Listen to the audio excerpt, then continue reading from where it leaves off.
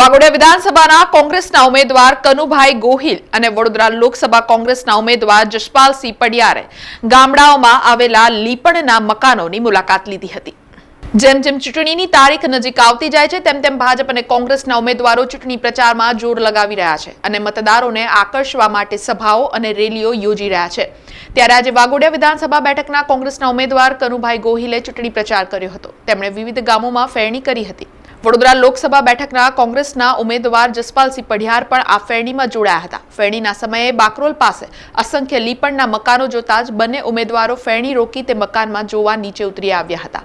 સાથે જ તે ઘરોમાં રહેતા સ્થાનિક રહીશોની સમસ્યાઓ સાંભળી હતી। ત્યારે લોકોએ ઇન્દિરા ગાંધીના સમયે મળેલા મકાનમાં હજુ પણ રહે છે, પરંતુ હજુ સુધી સરકાર દ્વારા કોઈ પાક્કા મકાન આપવામાં આવ્યા નથી। ત્યારે કનુભાઈ ગોહિલ અને જશપાલસિંહ પડિયારે ચૂંટણીમાં પરિણામ જે કોઈ પણ આવે તેઓને પાક્કા મકાન આપવાનું વચન આપ્યું હતું। સાથે જ લોકસભા બેઠકના કોંગ્રેસના ઉમેદવાર જશપાલસિંહ પડિયારે સરકારને પણ આડે હાથે લીધા હતા અને ડબલ એન્જિનની સરકાર મોટી મોટી વાતો કરે છે, પરંતુ ઘણા સમયથી સરપંચોના પણ ઇલેક્શન કેમ નથી કરાવતી તેવા આકરા પ્રહારો પણ કર્યા હતા।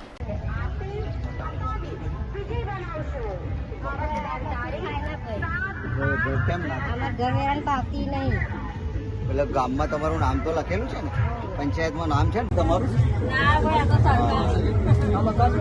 સરકારી લાભ જ નથી મળ્યો કોઈ। સારું પાણી આવે છે, પાણી કેવું આવે છે એ જોવા માટે પાણી મેગી તમે મોટરનું આવે છે કે આરો?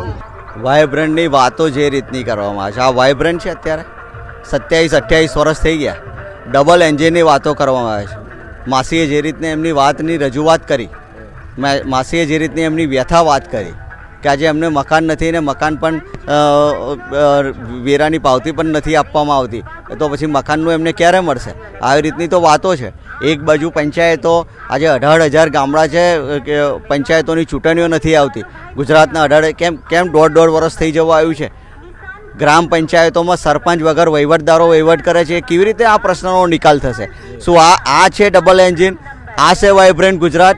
જે વાઇબ્રન્ટ ગુજરાતના નામે સમગ્ર દેશમાં જે રીતની વાત કરવામાં આવતી હતી, પણ ગુજરાતની વાસ્તવિકતા, નરી વાસ્તવિકતા આપ બધા આંખોએ જોઈ શકો છો। એટલે જે રીતો જે ગામડાનો માણસ છે, જે ગ્રામ્ય વિસ્તાર છે, ત્યાં આજે પણ પરિસ્થિતિ યથાવત સ્થિતિમાં છે। હમણાં આગળ જે પેલા બેને વાત કરી કે અમારે આ ઇન્દિરાજી વખતે મકાન મળ્યું હતું, ત્યારનું કશો લાભ નથી મળ્યા, તે આટલા બધા વર્ષો થઈ ગયા। તો આ જે વાતો અને વાયદા કરવામાં આવે છે, જે બતાવવા માગે છે, જે ઊંધા ચશ્મા દુનિયાને બતાવવા માગે છે, પણ વાસ્તવિકતા જ્યારે ગ્રાઉન્ડ લેવલ પર આવીએ, ગામ લેવલ પર આવીએ, ત્યારે ખબર પડે કે લોકો આજે પણ કઈ પરિસ્થિતિમાં પોતાનું જીવન ચલાવી રહ્યા છે। બાપુ, જીત્યા બાદ પહેલું કામ આ લોકોને મકાન આપવાનું રહેશે, કારણ કે હજુ પણ લોકો લીપીના ઘરમાં રહે છે।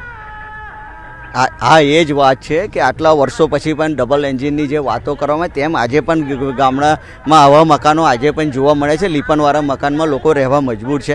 તો ચોક્કસપણે ફરીથી ઇન્દિરા આવાસ યોજના, પ્રધાનમંત્રી આવાસ યોજના થકી, મુખ્યમંત્રી આવાસ યોજના થકી આ બધા જ લોકોને પોતાના ઘરનું ઘર મળે એ દિશામાં રાજ્ય સરકાર કે કેન્દ્ર સરકારમાં રજૂઆતો કરીશું। કદાચ પરિણામ જે પણ હોય, પરિણામની ચિંતા અમે ક્યારેય કરતા નથી, પરંતુ લોકોની જે આ પરિસ્થિતિ જોઈએ છે, એટલે ચોક્કસપણે જન આશીર્વાદ લોકો આપશે કે નહીં આપે, પણ એમના વતીનો આ જે પ્રશ્ન છે, મકાનોનો જે પ્રશ્ન છે, મકાન એમને ખૂબ અગત્ય, આજે પણ આવી પરિસ્થિતિમાં રહે। અત્યારે તો ઉનાળો છે, શિયાળો હોય તો ચાલે, પરંતુ જ્યારે ચોમાસું આવતું હોય ત્યારે આ લોકોની શું સ્થિતિ થતી હશે? એટલે વાત આ છે। એટલે લોકોના જન આશીર્વાદ એ તો લોકોના હાથમાં છે, પરંતુ જ્યારે કોઈ નાના માણસને પોતાનો હક અને અધિકાર ના મળે, એના હકો ના મળે, ત્યારે એક સામાન્ય માણસ પણ લડાઈ લડી શકતો હોય। એટલે પ્રજા જન આશીર્વાદ આપે એ પ્રજાના જે પણ આશીર્વાદ મળશે એનો સ્વીકાર કરીને પણ લોકો માટે લડત ચાલુ રાખીશું। વાઘોડિયા તાલુકામાં અને વડોદરા તાલુકામાં કોંગ્રેસનો એક નવો જુવાળ ઊભો થઈ રહ્યો છે।